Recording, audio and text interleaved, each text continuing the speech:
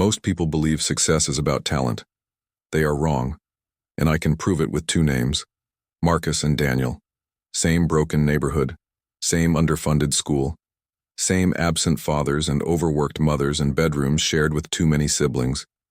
Same nothing at the start. Marcus was the talented one. By the time he was 10, every adult in that neighborhood had a story about him. His third-grade teacher told his mother he was the brightest child she had taught in 20 years. His basketball coach said he had natural instincts that could not be taught. His uncle, who had never complimented anyone in his life, once stopped mid-sentence at a family dinner and said, quietly and with genuine wonder, "That boy is going somewhere." Daniel nobody talked about, not because anything was wrong with him, simply because nothing was obviously right. He sat in the middle rows. He got average grades.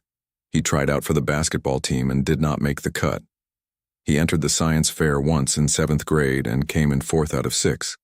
The kind of kid that a neighborhood produces by the dozens and forgets by the hundreds. 20 years later, Marcus was back in that same neighborhood, working a job he did not choose, living a life that felt like a smaller version of the one he had been promised. Daniel owned a logistics company with 11 employees. He had just bought his mother a house. He was, by every measure that actually matters, free. Not one person who knew them at 10 years old would have predicted this outcome. Not one. That gap between what talent promises and what psychology delivers is what this story is about. Before we go further, drop a comment right now. Tell me one thing you were told you were not good enough for. Tell me where you are watching from. I read every single comment. And please like and subscribe, because what you are about to hear took most people a lifetime to learn, and I do not want you to spend another year without it. They grew up in a working-class neighborhood in Ohio, where the winters were hard and the summers were loud and the opportunities were the kind you had to invent rather than find. The houses on their street were small and close together, the kind of closeness that means you know your neighbors' arguments before you know their names. Marcus had the gift and everyone knew it. Teachers moved him to the front row. Parents of other children pointed at him with a particular mixture of admiration and resignation. His talent was not one thing, but many things. Mathematics, drawing, language, sport. He picked things up the way other children picked up colds, quickly, without apparent effort, without the struggle that everyone else seemed to require just to keep up. And that was the problem, though nobody saw it as a problem at the time. Because Marcus had never truly struggled, he had never truly learned what to do when things got hard. Difficulty was theoretical to him, a condition that applied to other people. When something came easily, he engaged with it fully and produced results that amazed everyone around him. When something required sustained effort, a quiet resistance rose in him. Not laziness exactly, something more specific than that. A sense that if something required this much effort, perhaps it was not the right thing. Perhaps his gift lay elsewhere. Perhaps the struggle itself was a signal to redirect. He redirected often. Daniel, who had never been told he had a gift and therefore had no gift to protect, had no such option. Struggle was not a signal for Daniel. Struggle was simply the weather. It was the condition under which everything happened. He had never experienced learning without effort, so effort had never felt like evidence of inadequacy. It was just what you did. You tried. It did not work. You tried differently. You found someone who knew more than you did, and you watched them closely. You tried again. Something small improved. You built on the something small. He was not passionate about this process. He did not love difficulty. He was not a person who woke up eager for challenge the way motivational videos sometimes describe. He simply had no internal story that said, difficulty meant stop. His internal story, built entirely by necessity and without his awareness, said, difficulty means continue until the difficulty becomes something you understand. That difference, invisible to everyone who knew them at 10, was worth 20 years of divergence in their lives. At 18, both of them left that neighborhood for the first time in any real sense. Marcus received a partial scholarship to a state university 3 hours away. It was exactly what everyone had predicted. His talent had moved through his school years like a calling card, announcing him before he arrived, smoothing the path. The scholarship felt like the first installment of a destiny that had been described to him since childhood.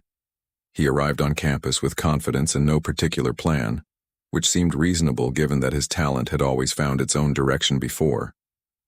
The first semester was fine, better than fine. He was still, in many rooms, the most naturally capable person present, and the world continued to behave the way it always had, rewarding him for what came easily, confirming the story he had been told about himself. The second semester, the coursework changed, not dramatically, just enough.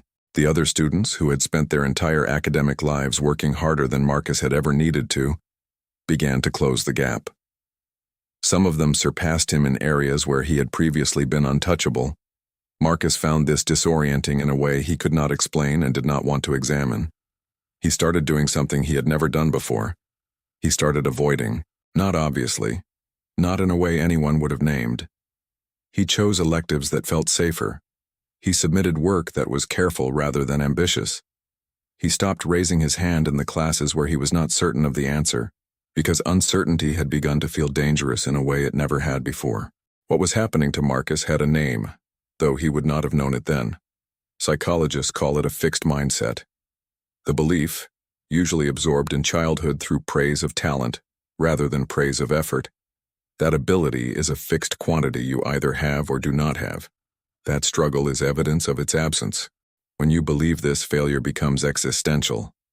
It does not just mean I got this wrong. It means the thing I have been told I am might not be true. And to protect that identity, the identity of the gifted one, the special one, the one who was going somewhere, you stop putting it at risk. You get smaller. Year by year, choice by choice, avoidance by avoidance, you get smaller. Marcus graduated with a degree that reflected a fraction of what he was capable of producing. He went home to Ohio without a clear direction, and with the slowly solidifying sense that something had gone wrong somewhere, though the exact location of the wrong turn continued to elude him. Daniel, in the meantime, could not afford university. He found work at a small freight and delivery company owned by a man named Mr. Arthur Briggs. Mr. Briggs was 61 years old. He had started the company from a single second-hand van 23 years earlier. He had failed twice before succeeding once, and the two failures had educated him in ways he was still drawing on. He was not a warm man in the conventional sense. He was precise and honest and occasionally uncomfortable to be around because he said true things in plain language without first checking whether you were ready to hear them. He watched Daniel work for 2 months before saying anything beyond operational instructions.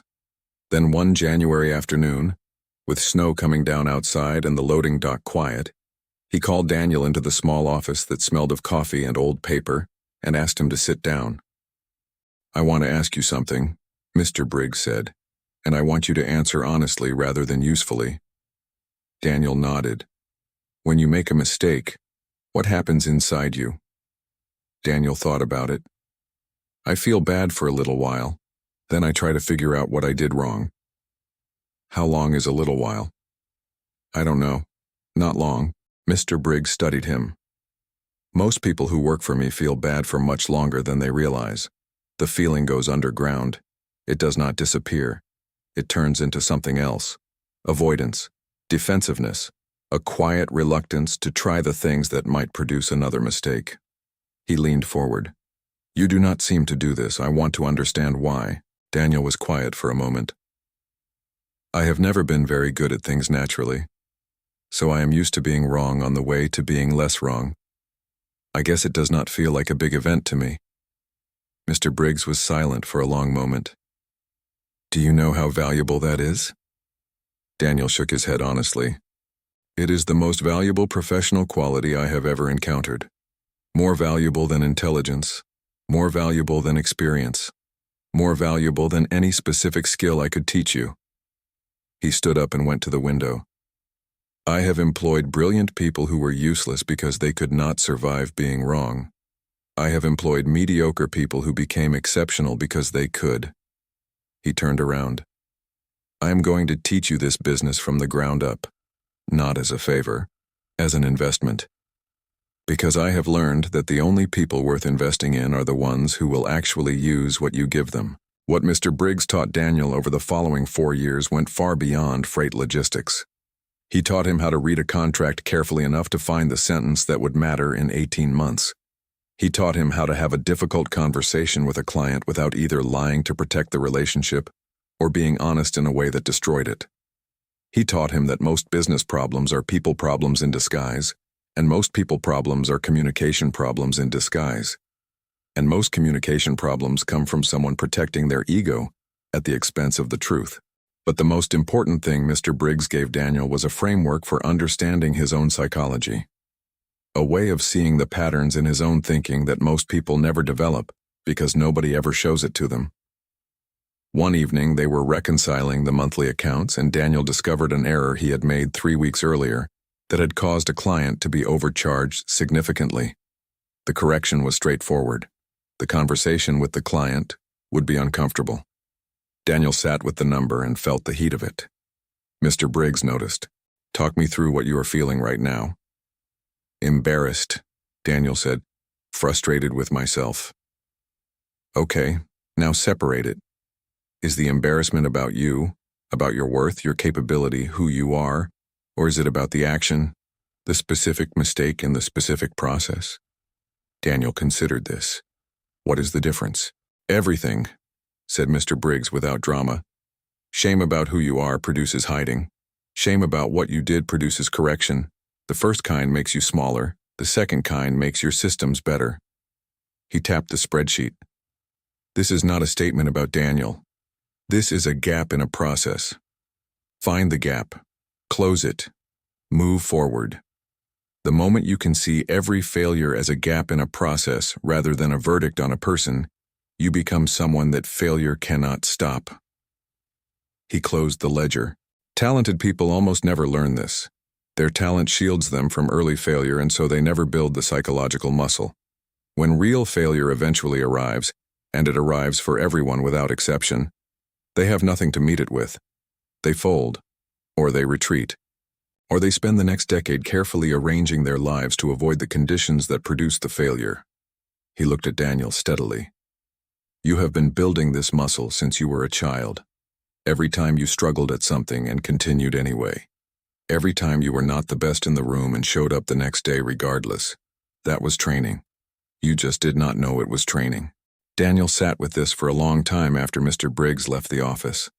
He thought about every classroom he had sat in, every team he had not made, every test he had not passed on the first attempt, every moment that had felt like evidence of his limitations. He had been building something. He had just not known what to call it. There is a psychological concept that explains everything this story is showing you. It was developed by a researcher named Carol Dweck after decades of studying why some people grow from failure and others are destroyed by it. She found that people carry one of two fundamental beliefs about ability. The first belief is that ability is fixed. You have a certain amount of intelligence, talent, or capability, and that amount is essentially determined. Effort can activate what you have, but it cannot fundamentally expand it. Under this belief, failure is a measurement. It tells you where your ceiling is. It is threatening information. The second belief is that ability is expandable, that intelligence, skill, and capability grow in direct response to effort, difficulty, and the willingness to fail and learn. Under this belief, failure is not a measurement. It is a method. It tells you what needs more work. It is useful information. Dweck called these the fixed mindset and the growth mindset. And what decades of research showed clearly and repeatedly was this. The people who operated from a growth mindset consistently outperformed people with higher natural ability, who operated from a fixed mindset. Over time. Across disciplines. In business, in sport, in academia, in every domain where sustained performance over years is what determines outcomes. Marcus had been given a fixed mindset as a gift, wrapped in the praise of his talent. Every time an adult said, "You are so smart, you are so gifted, you are so naturally talented," they were, without knowing it, teaching him that his value lived in a fixed quantity that needed protecting. Daniel had been given a growth mindset by accident, by necessity, by the simple fact that nothing had ever come easily enough for him to believe that difficulty meant he was not good enough. Difficulty was just the road. All roads had it. This is the psychology of people who succeed without talent. It is not complicated. It is not mystical. It is a set of learnable, buildable mental habits that anyone can develop if they understand what to look for and make the decision to build them deliberately. Daniel started his first business at 27, a small freight brokerage operating out of a rented desk in a shared office space. It failed in 16 months. He sat with Mr. Briggs for 3 evenings and conducted what he had come to think of as a failure audit, not a session of self-criticism. A systematic examination of every decision, every assumption, every place where reality had diverged from his expectations, and what the divergence revealed about what he had not yet understood. He rested for 6 weeks. Then he started again. The second business lasted 4 years. He sold it at a modest profit when a larger operator offered to acquire his client relationships. He reinvested everything into a third company, built on the specific knowledge that only 2 failures and 1 modest success could have given him. He knew which clients were worth keeping and which ones would cost more than they paid. He knew which operational shortcuts looked efficient and destroyed you slowly. He knew how to build a team of people who stayed not because they had no options, but because they wanted to be there. He knew all of this not from reading it in a book, but from living its opposite and surviving the education. At 37, Daniel sold that third company. The number was significant enough that his mother, who had worked 2 jobs for most of his childhood, never needed to work again. He called Mr. Briggs from the closing meeting. "It happened," he said. "I know," said the old man. "I have been expecting your call. I want to ask you something. When you decided to teach me, you said it was an investment, that you only invested in people who would use what you gave them. What did you see in me that made you believe that?" Mr. Briggs was quiet for a moment. "You had no identity built on being exceptional," he said, "which meant you had no identity to protect, which meant failure could not threaten you the way it threatens most people. You could walk into a situation that might go wrong and not need to protect yourself from the possibility." He paused. "That is the only real competitive advantage that cannot be taken away, cannot be imitated by someone more talented, and does not diminish with age. Everything else, talent, intelligence, charm, timing, those things are either given to you or they are not. But the willingness to fail without fracturing is entirely within your control. You just have to choose it."